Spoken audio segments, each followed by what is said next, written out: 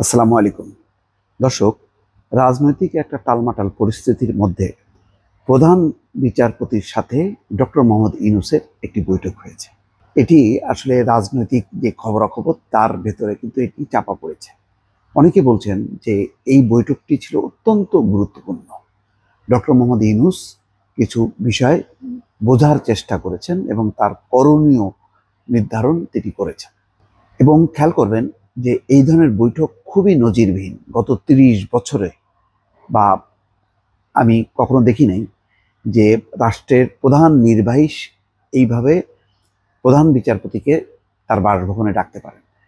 তারা বৈঠক করেছেন এবং একই সঙ্গে তারা ফটো সেশনও করেছেন। এইটা নজিরবিহীন ঘটনা। তো এই নজিরবিহীন ঘটনা কেন ঘটলো, এর আমরা যদি নেপথ্যের কারণ দেখি, ঠিক আগের দিন রোববারে বৈঠক হয়েছে আর শনিবারে তিনটি গুরুত্বপূর্ণ মিটিং ছিল। একটি হচ্ছে বিএনপির সাথে বৈঠক, দ্বিতীয়টি হচ্ছে জামাতের সাথে বৈঠক, তৃতীয়টি হচ্ছে এনসিপির সাথে বৈঠক।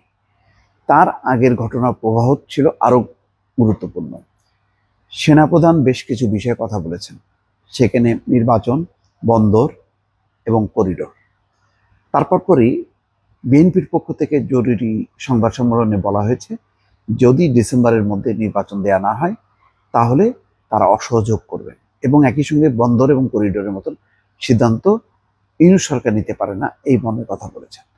সব মিলায় তাহলে এর লিগ্যাল অথরিটি কি বা আইনগত দিক কি হবে?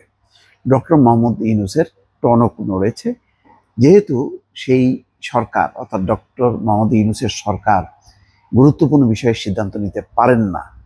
এই যে কথাটা বলা হয়েছে, এটা তিনি বুঝতে চেয়েছেন ডক্টর সৈয়দ রেফাত আহমেদ অর্থাৎ সুপ্রিম কোর্টের প্রধান বিচারপতির সঙ্গে তিনি এই বিষয়টি বুঝতে চেয়েছেন। তার যে ক্ষমতার বৈধতা এবং তিনি কতদিন থাকতে পারবেন তিনি জানেন না। সংবিধানের ১১৬ অনুচ্ছেদ, সেখানে সুপ্রিম কোর্ট জরুরি অবস্থায় কিছু মতামত দিতে পারেন।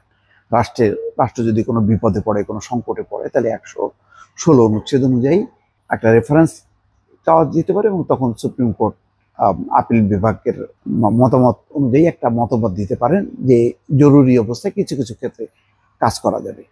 কিন্তু ডক্টর মোহাম্মদ ইউনূস যেভাবে রেগুলার আইন সংশোধন করছেন, আইন পরিবর্তন করছেন, তারপরে চুক্তি করছেন, এই কাজগুলি করতে পারেন কি পারেন না, এই বিষয়টি তিনি বোঝার চেষ্টা করেছেন।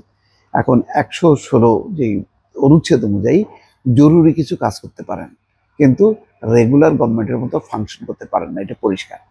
তাহলে কি হবে? তাহলে এই কাজগুলো যে ইতিমধ্যে তিনি করেছেন, বিভিন্ন ক্ষেত্রে আইন সংশোধন করেছেন, তাহলে সেই কারণে কি তিনি ভবিষ্যতে বিচারের সম্মুখীন হবেন, প্রশ্নের সম্মুখীন হবেন? এই বিষয়টি বোঝার চেষ্টা করেছেন। জুলাই সনদ যদি ঘোষণা করা হয় তাহলে এই রাষ্ট্রপতি, সেনা প্রধান বা সংবিধান সব স্থগিত হয়ে যাবে। এটা কি করতে পারেন কি পারেন না, এই বিষয়টি নিয়ে জানার চেষ্টা করেছেন সুপ্রিম কোর্টের প্রধান বিচারপতি ডক্টর সৈয়দ রেফাত আহমেদের কাছে। আমার যেটি ধারণা, রেফাত আহমেদ পরিষ্কারভাবে বলেছেন যে না, আপনি সেটা পারেন না। আপনি জরুরি কিছু কাজ শেষ করতে পারেন, অর্থাৎ আপনি নির্বাচনটা করতে পারেন, কন্ডাক্ট করতে পারেন, এর বেশি সম্ভবত তিনি পারেন না। খেয়াল করবেন যে এই বৈঠকের কিন্তু উপস্থিত ছিলেন আইন উপদেষ্টা আসিফ নজরুল, অর্থাৎ আসিফ নজরুলও বোঝার চেষ্টা করেছেন অথবা ধারণা দেওয়ার চেষ্টা করেছেন যে ডক্টর মোহাম্মদ ইউনূস কতদূর যেতে পারে, কতদূর যেতে পারে না। একটা পারসেপশন আছে যে এটা বিপ্লবী সরকার, এটা অভ্যুত্থানের সরকার, এখানে কোনো আইন কানুনের ব্যাপার নেই, এখানে ফুল অথরিটি আছে। যেমন শফিকুল আলম, প্রেস অ্যাডভাইজার বা প্রেস সচিব ডক্টর মোহাম্মদ ইউনূসের, তিনি বলছেন যে এই সরকার সব কিছু করতে পারে। সব কিছু করতে পারে এটা কিসের আলোকে, কোন আইনে? বলছেন যে সব কিছু করতে পারে, কিন্তু আসলে যে সব কিছু করতে পারে না তারও যে একটা জবাবদিহিতা আছে, তারও যে একটা বাধ্যবাধকতা আছে, তারও যে একটা সীমাবদ্ধতা আছে, এটা সম্ভবত সুপ্রিম কোর্টের প্রধান বিচারপতি, বাংলাদেশের প্রধান বিচারপতি ডক্টর মোহাম্মদ ইউনূসকে পরিষ্কার করে বলেছেন। এবং ফলে তিনি যে আর্গুমেন্টটা দেবেন, এই যে সেনাপ্রধানের পক্ষ থেকে বলা হচ্ছে, রাজনৈতিক দলগুলোর পক্ষ থেকে বলা হচ্ছে যে আপনি এটা করতে পারবেন, ওটা করতে পারবেন না, এই ব্যাপারে তিনি যুক্তি খোঁজার চেষ্টা করেছেন। সম্ভবত তিনি আর কোনো যুক্তি পাননি। আরও উল্লেখযোগ্য বিষয়, এই বৈঠকের পর প্রধান বিচারপতি রেফাত আহমেদ একা ডক্টর আসিফ নজরুলকে বাদ দিয়ে, আইন উপদেষ্টাকে বাদ দিয়ে তিনি গিয়েছিলেন রাষ্ট্রপতি মোহাম্মদ শাহাবুদ্দিন চুপ্পুর সঙ্গে বৈঠক করতে। তাদের মধ্যেও কী কথা হয়েছে সেটা প্রকাশিত হয়নি, জানা যায়নি। ফলে বোঝা যাচ্ছে যে একটা খুবই গুরুত্বপূর্ণ একটা ট্রানজিশনাল পিরিয়ড অতিক্রম করছে। ডক্টর মোহাম্মদ ইউনূস প্রধান বিচারপতির কাছ থেকে যেই কথা শুনেছেন বা জেনেছেন, এটি সম্ভবত জাপান থেকে ফেরার পরে একটা ঘোষণা তিনি হয়তো দেবেন। যদি তিনি মনে করেন যে ইতিমধ্যে তার অনেকগুলো কাজের আইনি এবং সাংবিধানিক প্রশ্ন তিনি সম্মুখীন হবেন, তিনি আর এটা দীর্ঘায়িত করবেন না।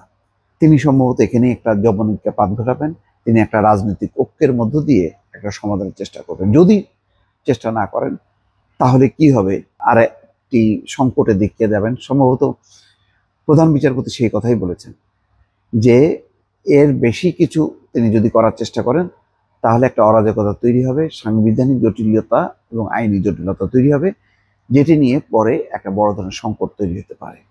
সম্ভবত এই আলোচনা এই পর্যায়ে। এখন বাকিটা জাপান থেকে ফিরে এসে হয়তো ডক্টর মোহাম্মদ ইউনূস বড় ধরনের কোনো সিদ্ধান্ত নিতে পারেন, এমন আলাপ আলোচনা রাজনৈতিক অঙ্গনে দর্শক চলছে। ভালো থাকবেন। আল্লাহ হাফেজ।